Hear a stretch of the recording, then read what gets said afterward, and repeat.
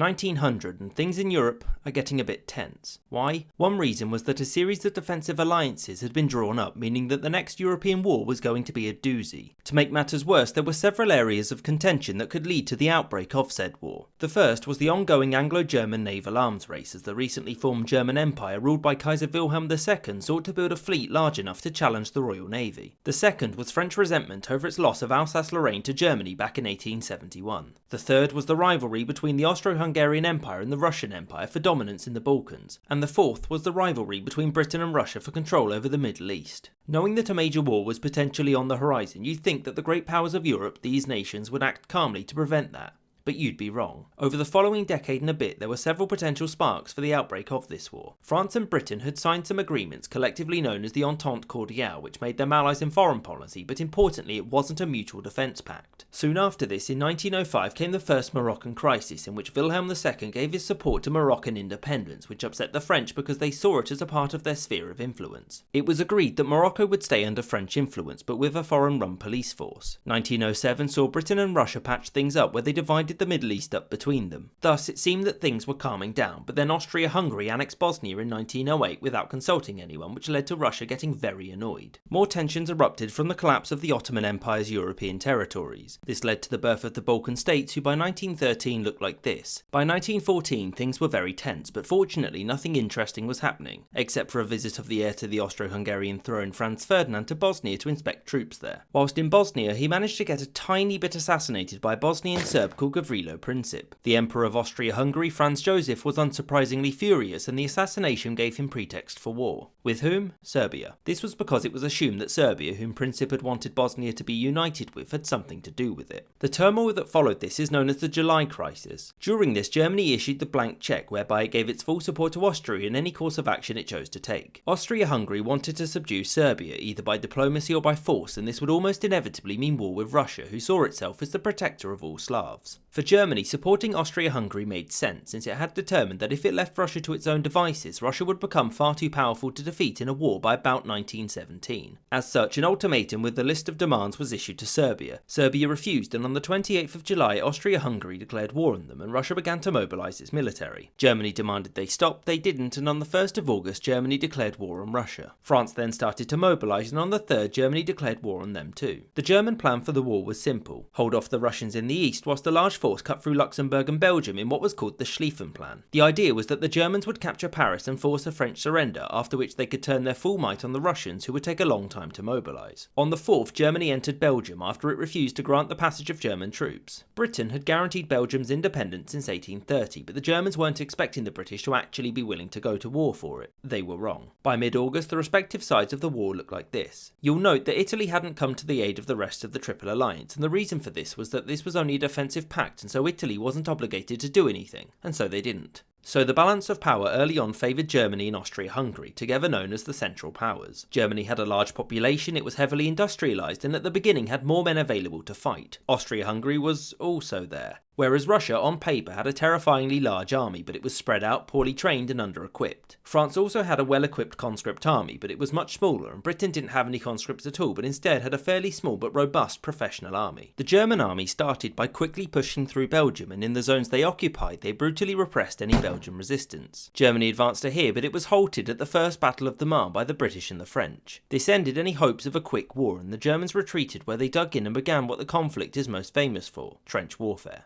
After Marne came the race to the sea, in which both sides advanced north, trying to outflank each other, and after this the Western Front came to a standstill. So trench warfare heavily favoured the defenders, since in order to attack the enemy, soldiers had to go over the top and leave the safety of the trenches. They were then exposed to enemy machine guns, barbed wire, and all the other horrors of war. Both sides would spend a lot of time and money developing weapons and tactics to break this stalemate. On the Eastern Front, the Russian Empire did well at first and pushed into Germany. This advance came to a grinding halt at the Battle of Tannenberg, in which Field Marshal Paul von Hindenburg crushed the Russian army. To the south, Austria-Hungary concentrated on attacking Serbia, which did not go well, and Russia advanced into the empire. Soon after this, the Central Powers received a boost when the Ottoman Empire entered the war on their side. Montenegro would also join the Entente, and by the end of the year the front lines looked like this. After this, the methods of fighting a modern war started to evolve rapidly. England was subject to Zeppelin raids, and Germany debuted the use of chlorine gas. Mid-1915 saw the Gallipoli campaign, which, spoiler alert, ended in disaster. This was where the Entente tried to strike at the heart of the Ottoman Empire, but again, defensive warfare was easier and a lot of people died for nothing. 1915 also witnessed the sinking of the Lusitania, a passenger ship which was carrying people and weapons to Britain from the United States. The sinking was part of the German naval doctrine of unrestricted submarine warfare, in which German U-boats would attack shipping indiscriminately in the hopes of starving Britain out of the war. Soon after this, Italy joined the war on the side of the Entente. The Italians failed to advance quickly into Austria-Hungary, and so, trench warfare. The war wasn't just limited to Europe though. Troops of the British and Russian empires were advancing into Ottoman lands, and both sides clashed in Africa as well. Japan also joined the war and nabbed all of the German colonies in the Pacific, and Australia captured Guinea. Late 1915 saw Serbia finally fall, but not until Bulgaria joined the Central Powers and invaded from the south. The Russians, who had been struggling for a while, were now in mass retreat, and so Tsar Nicholas II decided that he would take personal charge to fix things. 1916 saw Montenegro conquered, the failed Easter Rising in Ireland, and attempts by both sides to break the deadlock on the Western Front. The Germans launched the Battle of Verdun, during which lots of people died for a whole load of nothing, and later the British launched the Battle of the Somme, which was more of the same. Soon after this, Romania entered the war, and was swiftly conquered. This was also the year that saw the main British and German fleets clash at the gargantuan Battle of Jutland, in which Germany attempted to break British naval dominance. They did not. Soon after this came the Brusilov offensive on the Eastern Front, which saw the Russians push back to here. Also, Franz Joseph proved that he could actually die and was succeeded by Charles I. 1916 was important from a technological standpoint because it saw the introduction of the tank by the British, and they were largely effective, when they weren't breaking down that was. So by 1917 everyone was getting a bit tired of this war stuff, but not much could be done since both sides wanted to remake the balance of power in Europe, which the other side could never accept. The Central Powers wanted Europe to look like this, and the Entente wanted this. The discontent with the war was particularly strong in Russia, and February saw rioting, which soon became the February Revolution. This saw Nicholas II abdicate and Russia become a republic. The new provisional government there would importantly not end the war. Discontent wasn't limited to Russia though. Austria-Hungary was basically coming apart at the seams, and in Germany political pressures were dividing the country. This was exacerbated by the British naval blockade, which prevented Germany from importing the food it desperately needed, which induced hunger and starvation in certain parts of the country. Woodrow Wilson, the recently re-elected president of the United States, was keen to stay out of the war but had sympathies to the Entente. After some more unrestricted submarine warfare and finding out about the Zimmermann telegram in which Germany invited Mexico to invade the US, America joined the war against the Central Powers. Greece, after a lot of pressure, joined the war on the side of the Entente. The late year also saw the October Revolution, in which the communists seized control of Russia. Russia then withdrew from the war, and after long negotiations with the Central Powers, Russia ceded this territory in 1918. Germany then launched the Spring Offensive against the Entente to win the war before too many Americans arrived. A lot of people died, some land was taken, nothing changed, and the war dragged on. Austria-Hungary continued to break down, and most of the fronts were still a stalemate. In southern Europe, Greek, Serbian, British and French troops advanced into Bulgaria, which had its own disgruntled population, and so it signed an armistice. The British were now advancing into the Ottoman Empire with the help of its rebelling Arabian population and the neighbouring peoples under the guidance of T.E. Lawrence, better known as Lawrence of Arabia. The British had secured their help by promising them this land. The British had lied. By late October, the Entente had captured the important city of Damascus, and the Ottomans signed an armistice on October the 30th. 4 days later, after the Italians had finally pushed into Austro-Hungarian territory, Charles I signed an armistice, and about 6 seconds later, the empire fell apart. Realising the war was lost, Wilhelm II abdicated, and on November the 11th, Germany signed an armistice. The war was over.